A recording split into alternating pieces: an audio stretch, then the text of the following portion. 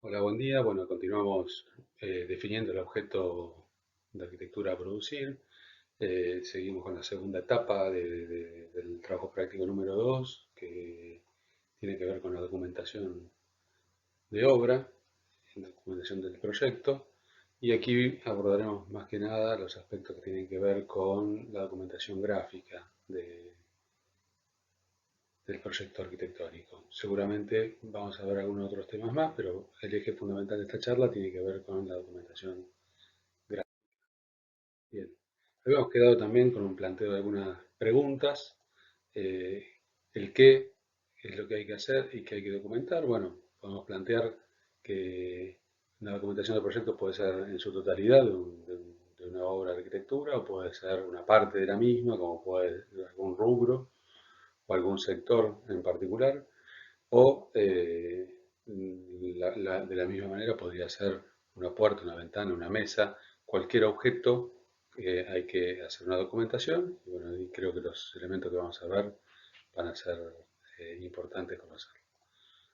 El para qué, bueno, podríamos decir que es para presupuestar o para construir, pero realmente una documentación de obra también implica la relación o la extensión, si se quiere, de lo que es el contrato entre las distintas partes, ya sea propietario, profesional o contratista, o entre las tres intervinientes, y precisa de algún modo los contenidos escritos del contrato. ¿Para quién? Bueno, aquí los destinatarios podrían ser distintos, podría ser el albañil, podría ser el electricista, como está planteado aquí, o cualquier otro responsable de los distintos actores que hacen al proceso de producción. O podría ser, bueno, en algún aspecto lo que tiene que ver con la compra de algún producto con determinadas calidades, bueno, también deben estar expresadas en el documento de obra. ¿Cuándo? Bueno, podría ser en distintos momentos de la obra, podría ser que en el comienzo uno elabore toda la documentación y después durante el proceso de construcción aparezcan o detalles otros documentos que se pueden adosar a esta documentación primaria. Pero bueno, debemos también saber en qué momento se va a utilizar esa documentación dentro del proceso productivo. No es lo mismo por ahí realizar una fundación en donde tenemos el terreno natural eh, sin ningún elemento que hayamos construido, y otra instancia podría ser, no sé, la construcción de una losa, en donde luego van a venir por ahí instalaciones y debemos dejar algunos pases, entonces debemos saber en qué momento va a contarse con esa documentación en obra para su utilización. ¿Y por qué? Como decíamos, bueno, es una extensión del contrato entre las distintas partes que construyen la obra. Y bueno, es más que importante que este documento sea lo más preciso posible. Bien, ¿para qué sirve esta documentación de obra? Bueno, de algún modo podemos decir que representa como un documento, el documento nacional de las personas, bueno, es el que de alguna manera simplifica y sintetiza nuestras cuestiones desde el punto de vista legal, y bueno, la documentación de obra no tiene eh, ni más ni menos que ese rol también, ¿no? Que es súper importante desde el punto de vista eh, legal. Entonces, también más allá del DNI, acá la otra cuestión que debemos considerar es que lo que pretendemos es transformar un hecho teórico en algo material, y el dibujo es nuestra herramienta básica, digamos, para poder hacer entender a los distintos sectores para su construcción. Bien, y ahora veremos la última pregunta que tiene que ver con el cómo. Hay que hacer esta documentación de proyecto para poder ser entendida y comprendida por el conjunto y darle esa validez de documento legal y formal para las distintas instancias de contratación. Bueno, aquí nosotros vamos a tratar de desarrollar en este trabajo práctico aspectos tanto gráficos como escritos, que son los que componen una documentación de obra o de proyecto. y algunas que podríamos considerarlo en cualquiera de los dos ámbitos, tanto gráfico como escrito, que son la planilla local y planilla de carpintería.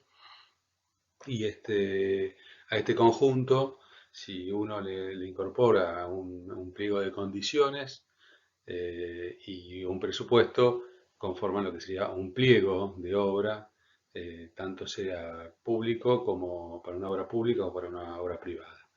En este sentido, bueno, la obra pública también tiene su propia reglamentación a través del Ministerio de Obras Públicas y depende del ámbito en donde este se desarrolle, en el ámbito nacional, provincial, tendrá sus reglamentaciones en cuanto a formatos y contenidos, ¿no? Pero me parece que con este listado de aspectos gráficos y escritos podemos precisar de gran manera la magnitud y la calidad, tanto tamaño como calidad de la obra que queremos construir. Documentación gráfica. Bueno, aquí vamos a empezar a ver algunos aspectos que son en la instancia en la que nos encontramos en este momento, que tiene que ver con comenzar una documentación nueva y ponernos a pensar en cuál sería una modulación o cuáles serían las medidas de los planos que vamos a ir construyendo en función del prototipo que ustedes ya diseñaron y en el lugar que ya tienen asignado con el lote específico, ¿no? Entonces aquí hay un montón también de normas de representación, tanto a nivel nacional como internacional, que de algún modo podrían servirnos de referencia al momento de fijar un tamaño de un plano o hasta la manera en que se hacen las cotas, el tamaño de las cotas, los espesores de línea, los colores en distintas representaciones. Y en la parte escrita, bueno, también aparecen las normas APA como una opción. Esto seguramente no haya muchas exigencias en una documentación de un proyecto particular. En lo que tiene que ver con obra pública, vuelvo a decir, hay una normativa que, bueno, de algún modo define algunas de estas características. Pero bueno, lo importante es saber que estas normas existen y de ahí empezar a construir un término que hoy está muy en boga, que tiene que ver con el tema del protocolo. Bueno, a armar un protocolo propio de nuestro estudio, de nuestro grupo de trabajo, que seleccione algunas condicionantes que los documentos generados por los distintos profesionales tengan esa mirada de equipo y tengan una lectura similar. Como decíamos, bueno, por ahí la norma IRAM en el territorio nacional es un organismo que regula no solamente las cuestiones gráficas, sino la calidad de un montón de productos y es un lugar donde se registran patentes y bueno, un montón de elementos que también hacen a la construcción y que es importante para la industria en general, no solamente la construcción. Así que bueno, por ahí aquí aparecen distintas opciones de tamaño, tamaños extendidos, digamos, de las láminas. Lo importante es que nosotros vayamos pensando en función de lo que tengamos que construir o que dibujar en este caso y representar, cuáles son los tamaños más adecuados y más cómodos para hacerlo. Bien. Otro elemento para iniciar, digamos, esta travesía es súper importante hacer un listado de planos de cuáles son los que a nuestro criterio podemos llegar a necesitar a lo largo de la obra. Entonces, para esto siempre decimos que es muy importante el conocimiento de obra, bueno, una actividad que siempre tenemos planteada, que es el seguimiento de obra por estas circunstancias de la pandemia no podemos realizarlo, pero bueno, empezar a pensar y a construir nuestro proyecto como en etapas, ir viendo cuáles son los planos que yo tengo que construir y elaborar para la etapa después de su construcción. Entonces, un listado de planos, este es una pequeña síntesis o un comienzo, si se quiere, de planos posibles, ustedes tendrán que evaluar cuáles son los que necesita su proyecto. Las escalas, digamos que cada uno de estos planos a su criterio deben tener para tener una lectura y tener una precisión en cuanto a la definición de los materiales y, digamos, y resoluciones técnicas, y un tamaño después de impresión o de ploteo, más allá que es cierto que cada vez más lo digital nos invade y lo utilizamos en gran cantidad, pero bueno, en algún momento estos planos también se plotean, se llevan a la obra y sí o sí tenemos que tener un formato que también sea cómodo para el trabajo en obra, ¿no? Tenemos que tener un albañil que lo pueda tener y desplegar sobre una mesa de trabajo, que lo pueda apoyar en alguna mesa, tablón. Tenemos que pensar un poquito en esos tamaños como para que el plano sea también de utilidad y de consulta permanente por el operario y no quede en la oficina sin, sin ser mirado durante el desarrollo de la obra. Bien, acá tenemos, por ejemplo, una opción posible en estas dimensiones, un tamaño A1, que son 840 por 594, vuelvo a decir, esto es simplemente un ejemplo, donde están los bordes como para poder también hacer algún doblado, plegado y carpeta, por eso la modulación y el formato es tan importante. Un rótulo, que ya no es el rótulo del plano municipal, sino que es un pequeño rótulo donde también debemos tener nuestra identidad como estudio, debemos tener un número de lámina, debemos tener por ahí el nombre del plano, elementos que identifiquen a este plano también en el conjunto y que nos permitan también hasta incluso por ahí tener un contacto, algunos ponen un teléfono, un mail, del estudio, bueno, en información que nosotros consideramos importante para este plano, ¿no? Lo mismo, la utilización del plano, tratar de utilizar el 100% de su superficie para, bueno, hacer un mejor aprovechamiento de ese espacio. También, bueno, el tamaño A3, que estamos hablando de 420 por 297, que sería la mitad de la 1, es un par de planos bastante práctico y utilizado, porque bueno, en A3 podríamos tenerlo en escalón en 100 y en A1 el escala 1 en 50, siempre y cuando la calidad de dibujo pueda llegar a tener una buena lectura en el tamaño A3. Pero bueno, esto es simplemente para que lo consideren y evalúen ustedes su documentación, en qué tamaño, qué formato, si pueden ser un A3 extendido, bueno, en función de lo que tengan que ir construyendo. Estos tamaños, estos planos, después tienen que ir a la obra. Bueno, en este caso, un ejemplo es poder pegarlos sobre un cartón o un pedazo de madera y tenerlos en obra para la disposición de los distintos albañiles y gremios que participan de la misma. Bien, ahora vamos ya vimos modulación, dimensiones, la composición, bueno, decimos de la ocupación máxima de la lámina, la escala.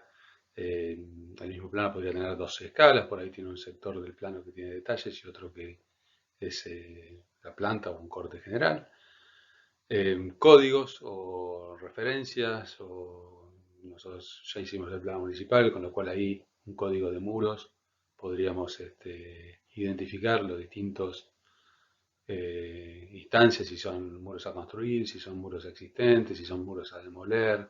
Lo mismo podrían ser pisos, podrían ser distintas referencias de los niveles o distintos sistemas de cotas que ahora vamos a ir viendo. Uno en cada plano podría eh, tener un sector de ese plano destinado a aclarar todos estos códigos o símbolos que se utilizan en el mismo. Y después, bueno, la utilización de los originales, si bien tiene su origen en los viejos planos de obra, que se sacaban copias heliográficas y demás, la idea aquí es también hacer un buen uso de los archivos y tratar de identificar cuál es la versión original y cuáles son las modificaciones y en las versiones impresas o en los PDF que por ahí vayamos sacando para entregar, también que conste la fecha y si es la primera revisión, si es el original o son revisiones con las modificaciones hechas por, vuelvo a decir, puede ser propietario, puede ser alguno de los contratistas o algún supervisor del proceso de documentación. Bueno, ahora vamos a acercarnos un poco más al proyecto o a la documentación de algo, de un objeto similar al que ustedes están teniendo que documentar. Y bueno, dentro de ese conjunto de planos, el plano de replanteo es uno de los más importantes porque es el que comienza a, a plasmarse estas ideas en el terreno. Entonces, lo primero que tenemos que tomar es una planta, así como está planteada esta, lavada, donde están los espesores de los muros, las aberturas y nada más. Ubicar los dos ejes de replanteo que de algún modo van a permitir que a partir de ahí podamos ir tomando distintas medidas, como lo veremos un poquito más adelante, pero es lo primero que vamos a materializar en el terreno. Por ende, cuando decimos que nuestros ejes de replanteo, como es en este caso, pasan por esos dos lugares, son dos líneas ortogonales, eh, debemos indicar las distancias a los elementos físicos preexistentes, ¿no? En este caso podríamos tomar la línea municipal como referencia y el eje medianero como otro punto ya existente. Recuerden aquí que puede ser que nuestro lote no esté claramente definido y tengamos que llamar a un agrimensor para hacer el mejoramiento. Entonces esos cuatro puntos del lote, digamos que son el cruce de eje medianeros con línea municipal o los ejes medianeros del fondo, nos van a permitir tomar con certeza la ubicación de nuestra parcela y a partir de ahí, de ese cruce de eje medianero y línea municipal, tomar esta distancia de 2 metros para un eje replanteo 2 y un eje replanteo 1, en este caso paralelo a la línea municipal, 8 metros está indicado. Estos ejes se van a sostener a lo largo de todo el proyecto en las distintas etapas, de toda la documentación por supuesto, y podrían aparecer algunos ejes auxiliares en el caso que nosotros tengamos una secuencia, podríamos hacer 4 casas a lo largo de un lote y entonces las distancias entre alguno de estos dos ejes sea superior a la longitud de una cinta métrica, 15 metros, una cosa así. Entonces a partir de ahí podemos plantear la necesidad de hacer un segundo eje de replanteo horizontal o vertical, depende de la disposición. Eh, y bueno, ahí tendríamos que volver a marcarlo en la referencia a los puntos fijos preexistentes. Esta situación, bueno, en el medio del campo obviamente aparecen otras condicionantes, podría ser una línea de un alambrado, la vera de un arroyo, esa sería la línea, digamos, de referencia que uno podría tomar, o como hacían los antiguos griegos, romanos o cualquiera de las civilizaciones anteriores, la utilización de los ejes cardinales cardoide humanus para los aspectos urbanísticos, incluso bueno, para las construcciones también, y tomar esas referencias para hacer esta doble línea eh, perpendicular, estas dos líneas perpendiculares. Bien, ese ángulo debe ser recto para no trasladar, digamos, errores a los distintos muros o fundaciones o las distintas etapas que vayamos construyendo. Para eso, bueno, también hacemos durante el año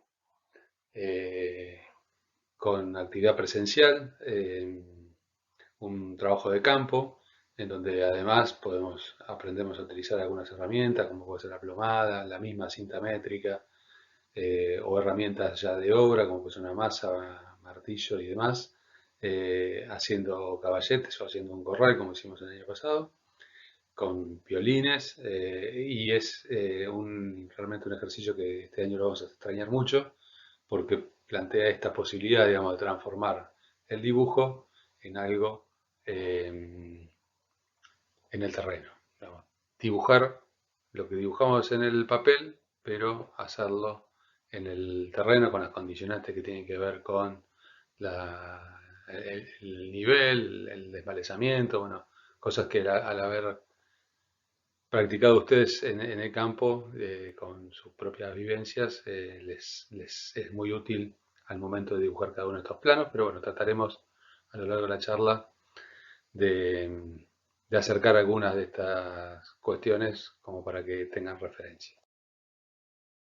Como decíamos por ahí, antes de salir a hacer ese ejercicio en aula y bueno, Jorge explicando el gran teorema de Pitágoras, en donde aparece la hipotenusa al cuadrado es igual a la suma del cuadrado de los catetos. No les pido que lo recuerden, si bien es uno de los teoremas muy conocidos y recordados por todos, me imagino. Pero bueno, aquí para la obra se conoce como la regla del 3, 4, 5. Si tomamos una base de 3 metros eh, y ese ángulo es de 90 grados, o sea, tomando 4 metros sobre el otro eje, una diagonal debería medir 5 metros. Si mediría 5,10, bueno, ese ángulo es mayor a 90 grados, y si mediría 4,90, 4,95, ese ángulo es menor de 90. Entonces, eh, para garantizar que esa escuadra en el campo tenga esas medidas exactas, y ese ángulo que sea perfecto, 90 grados, deberíamos aplicar esta medida que fue el ejercicio que hacemos habitualmente en campo. Y lamentablemente este año no vamos a poder hacer. Pero esto tiene que ver con entender, digamos, que a partir de estos dos ejes, que son los primeros antes que las paredes y antes que cualquier cosa, vamos a tener dibujados en nuestro lote.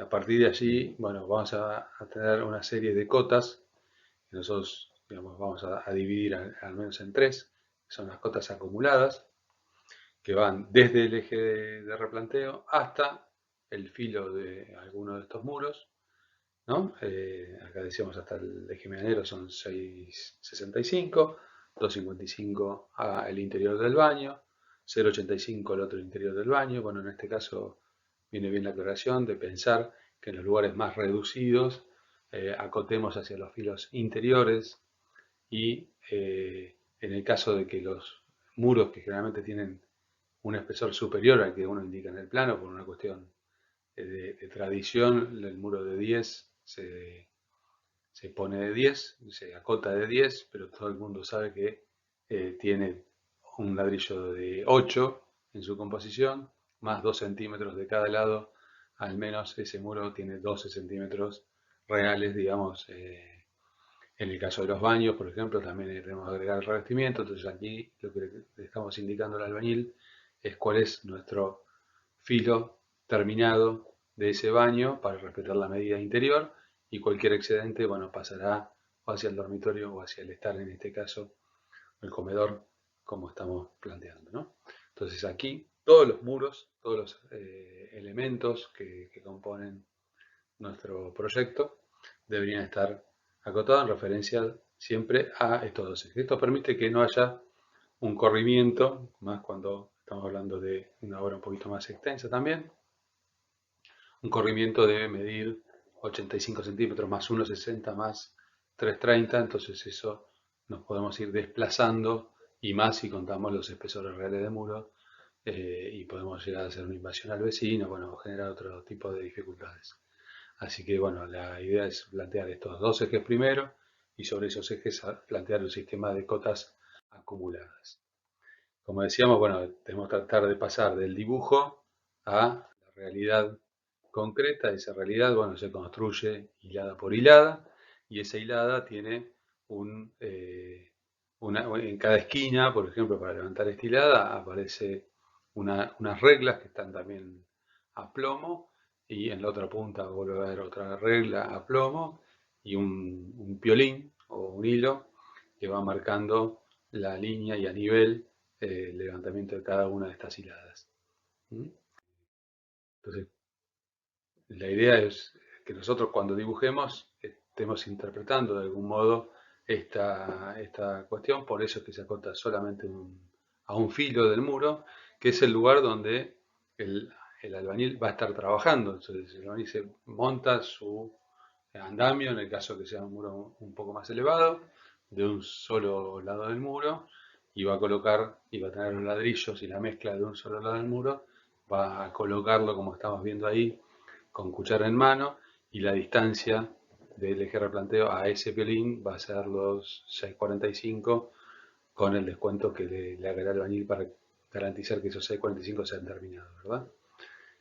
Y después, bueno, una vez ya montado el ladrillo, pegarle con la parte de atrás de la cuchara como para asentar el ladrillo y ponerlo bien a nivel con respecto a ese hilo, ¿no?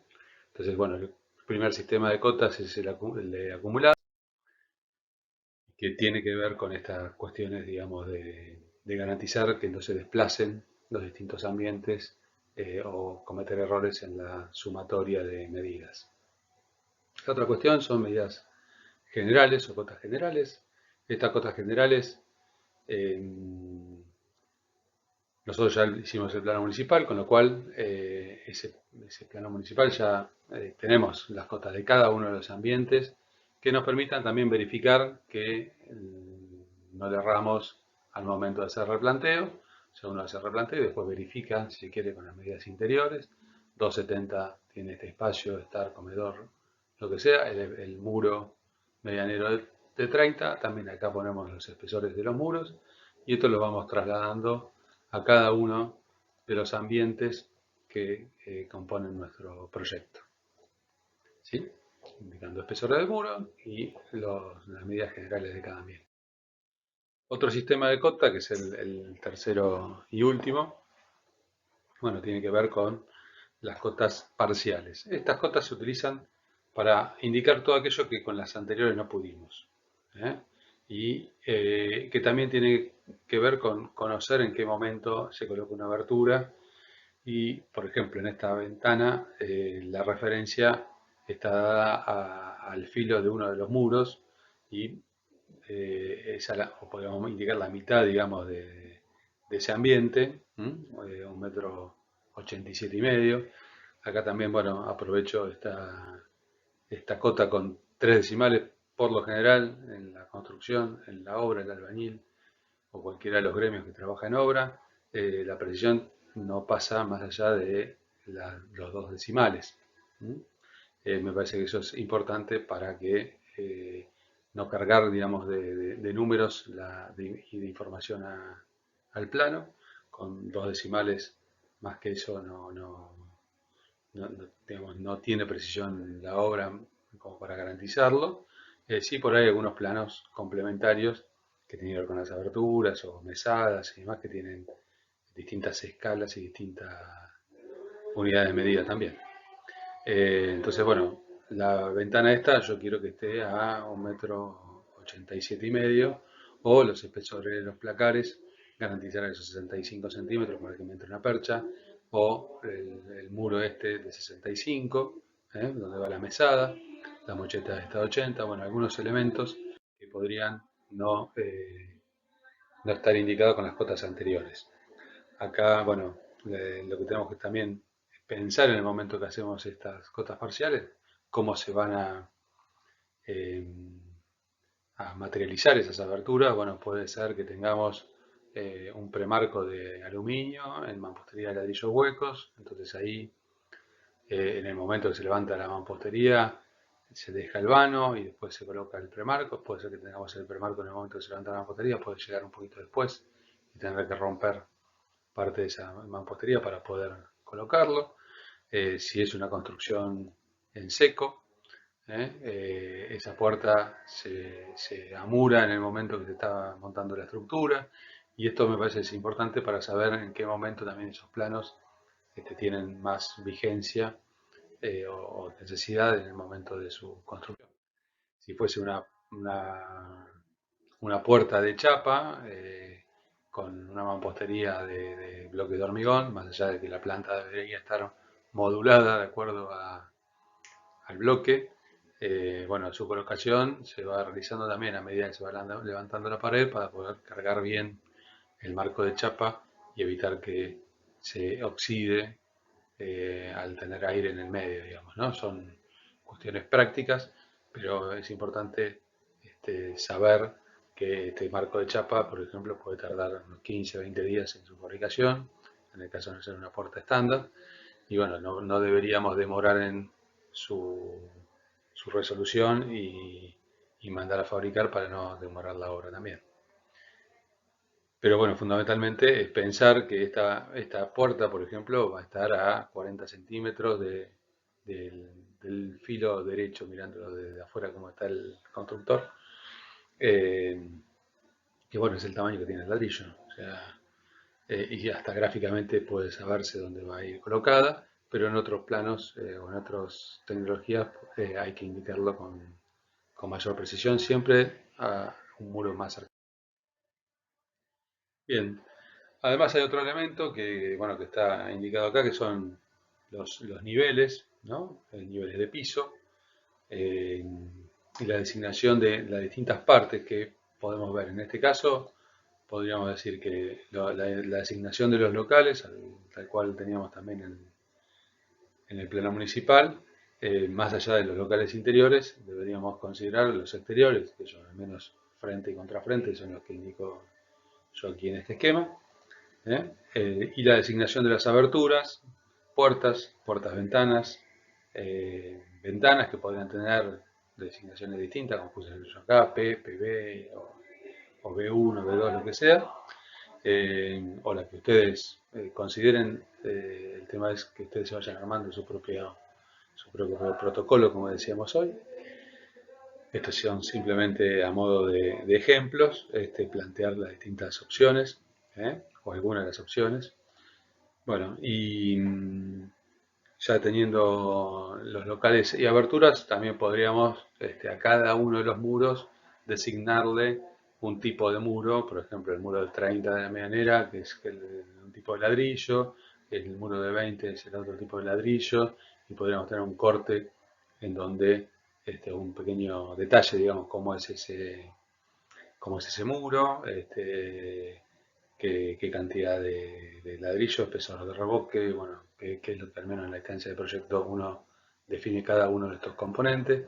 Cuando tengamos aquellos planos de estructura vamos a ver la designación de los distintos elementos también, columnas, losas, vigas o pilotines, bases, digamos, cada uno de ellos tendrá una designación que es también muy importante al momento de documentar. Bueno, ya con la designación de locales, de aberturas y los tres sistemas de cota, ya sea las generales, las parciales y las primeras que vimos, que son las cotas acumuladas, tenemos un plano de replanteo de muros con suficiente información para el desarrollo de la obra, y de aquí, bueno, van a derivarse en los distintos planos y documentación complementaria también, bueno, que tiene que ver con la planilla local, la planilla de carpintería, con algunos detalles que pueden surgir también o indicarse también en esta planta. Así que, bueno, esta documentación es muy importante y fundamentalmente hacer ese traspaso, digamos, de que esto es un medio para lograr su mejor construcción de la mejor manera y con la mejor calidad posible. Así que bueno, también la idea es mostrar, esto es un planito de planta, de una ampliación. eh, Todo esto está dibujado en CAD, a diferencia de lo anterior que está dibujado por ahí en el mismo PowerPoint y es un poco más difícil su lectura, pero tiene sus ejes de replanteos indicados, tiene su designación de locales, designación de aberturas, las medidas generales y las cotas acumuladas, ¿no? Aquí también, bueno, habría que ver el tema de jerarquías, esas cotas acumuladas por ahí deberían tener un mayor protagonismo en un plano. como por ejemplo acá también tenemos otro ejemplo con los dos ejes de replanteo, indicando también su distancia a línea municipal y eje medianero. Y bueno, y la lectura debe ser la mejor posible, hay mucha información y no indicamos, por ejemplo, en el esquemita los cortes, que es un tema que me parece también importante para abordar al menos algunos elementos básicos para entender qué información tiene el corte, ¿no? Un corte eh, muy sencillo, como puede llegar a ser este, debe tener también información correcta, ¿no? Por un lado, indicar alturas. Aquí en el corte no van las medidas en planta, para eso está la planta. Acá, fundamentalmente, bueno, ya estuvimos indagando algo sobre el código de edificación. La altura mínima, digamos, del techo con pendiente son 2,40, que sería el apoyo de, de este techo, la parte más baja es 2,40. Bueno, el más alto es 3,10. La altura de un dintel, la altura de una ventana, las cotas de nivel, y bueno, por ahí podríamos marcar la altura de la carga, ¿eh? No sé si tanto el nivel, digamos, no es lo más recomendable, pero al menos a la medida que tengo de la chapa hasta la finalización, digamos, de esa carga. Bien, y después indicar algunos materiales que esta posibilidad, digamos, de tener un corte con mayor detalle me permite definir tanto la cubierta como el dintel, como las aberturas, los pisos, contrapisos, más allá que haya otros elementos de la documentación técnica, como puede ser la memoria técnica, o será más adelante las especificaciones técnicas, que me definan con mayor precisión esas calidades de estos materiales. Bueno, ya habiendo analizado todo un plano de replanteo de mampostería, mostramos algunos otros ejemplos, como por ejemplo puede ser este plan de replanteo de fundaciones, que es de la ampliación que vimos anteriormente. Bueno, en este caso es muy importante, más allá de los ejes de replanteo, que en este caso está planteado sobre el filo, digamos, la construcción preexistente, tener en cuenta que las cotas acumuladas van generalmente cuando estructuras, tanto sea viga de fundación como pilotines o losas y demás, se plantea la ubicación de los mismos a partir de los ejes de cada uno de los elementos. Entonces, en lugar de la regla de utilizar el filo de muro, acá no se utilizaría el filo de la viga, sino al eje, tratando de garantizar el baricentro de descarga de cada uno de los elementos estructurales. Y este ejemplo, bueno, sobre el terreno natural y virgen, se plantea la realización de todo un corral perimetral, donde pondremos, de acuerdo a la medida y el replanteo en obra, un clavito para tirar los hilos de los ejes de los pilotines y vigas de fundación. Después se hará el tendido, digamos, de todos los hilos para la mampostería sobre esas primeras líneas. Y, bueno, y de este modo ir también haciendo el zanjeo o la excavación de los pilotines. Vemos que en este caso, bueno, estos pilotines se realizaron con una pala vizcachera de manera manual. Bueno, también tiene un encofrado de madera para el ancho de la viga de fundación. Tiene unos pelos que continúan de los pilotines para hacer algunos refuerzos verticales. Y bueno, la excavación manual con la pala vizcachera, como pudo haber sido este caso. También existen otras opciones o alternativas que debemos conocer, como la utilización de perforadoras o pilotineras, que bueno, también debemos dejar el espacio para que estos equipos puedan ingresar a la obra, ya sea en el vallado de nuestro frente o en el recorrido que tengan que hacer para, para hacer cada una de estas perforaciones. Entonces dejamos planteado en cada lugar donde hay que hacer un agujero o un fierrito, un palito, bueno, una demarcación o pintado a la cal, donde iría cada uno de los pilotines y garantizar ese recorrido de cada uno de los equipos. Luego, como vimos en otro ejemplo, bueno, se hace, en este caso el encofrado está a nivel de piso porque ha habido una nivelación general del lote. ¿Eh?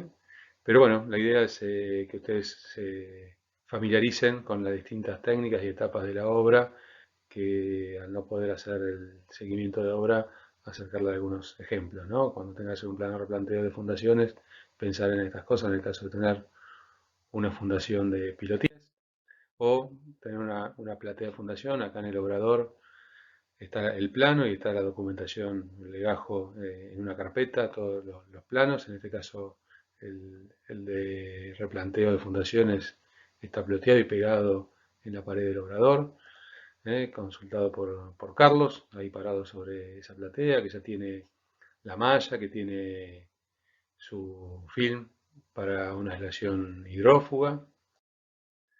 Esta, bueno, platea también se le puede indicar algunos pases o la ubicación de algunos eh,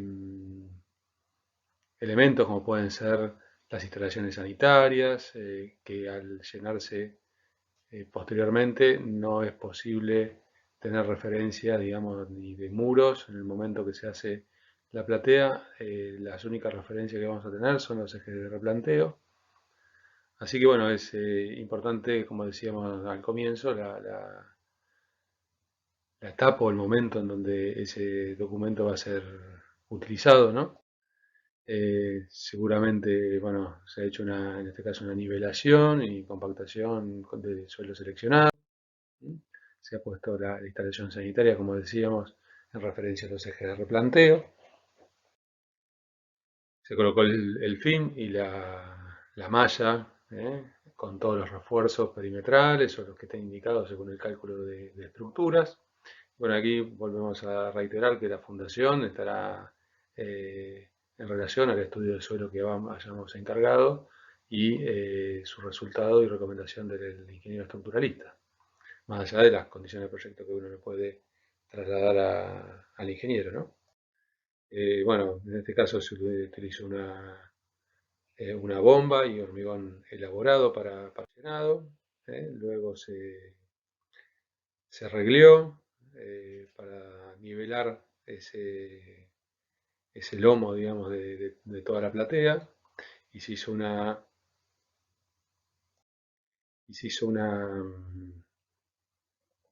terminación con cuarzo y otros materiales para endurecer la capa final, digamos, de esa platea, porque esa platea queda como piso terminado con helicóptero.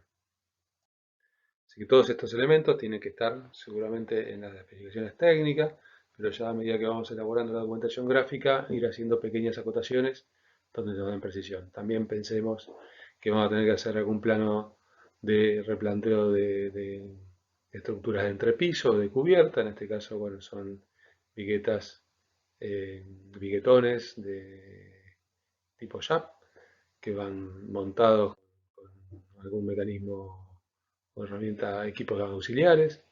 Eh, todo esto tiene que estar lo más preciso posible al momento de hacer la documentación, así después en obra es simplemente respetar lo que está indicado en plano sin tener que hacer grandes variantes.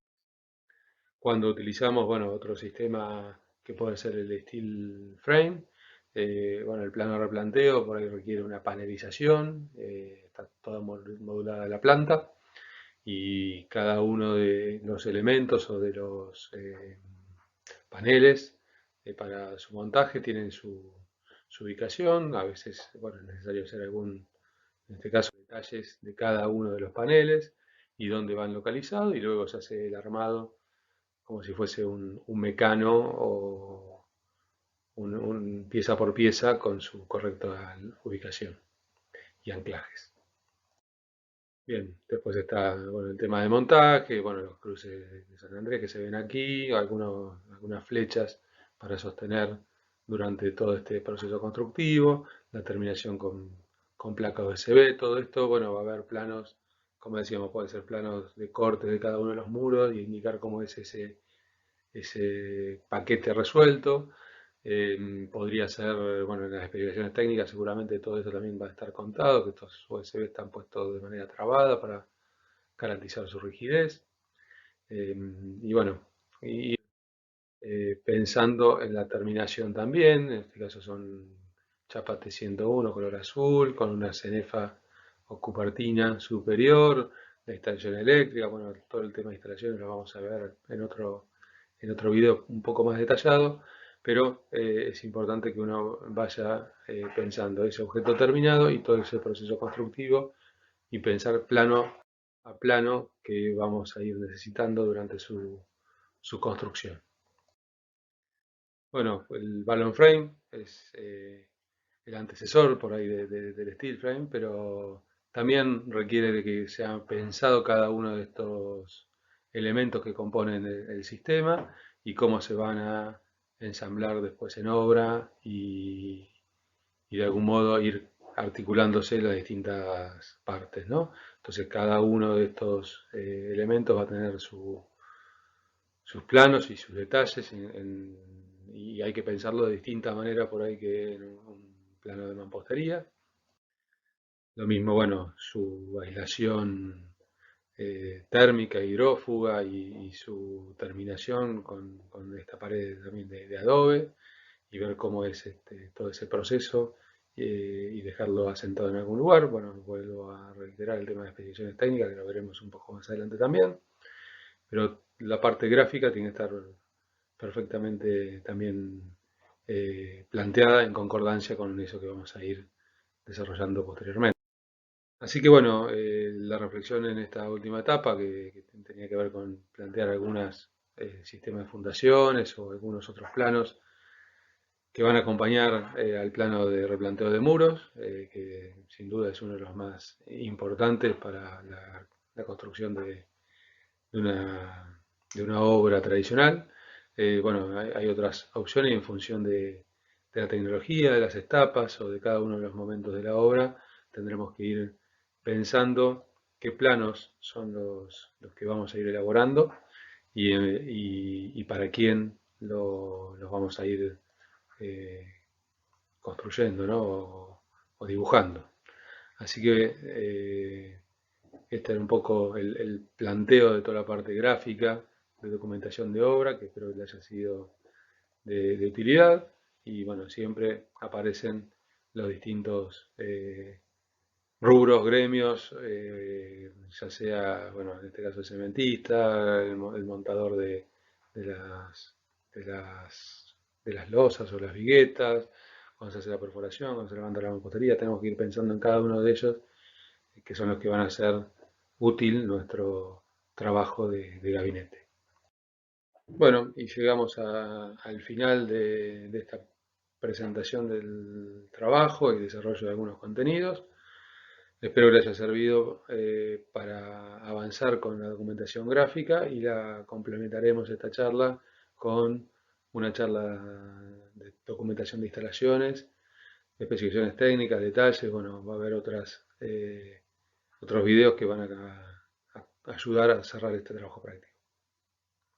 Nada más, gracias.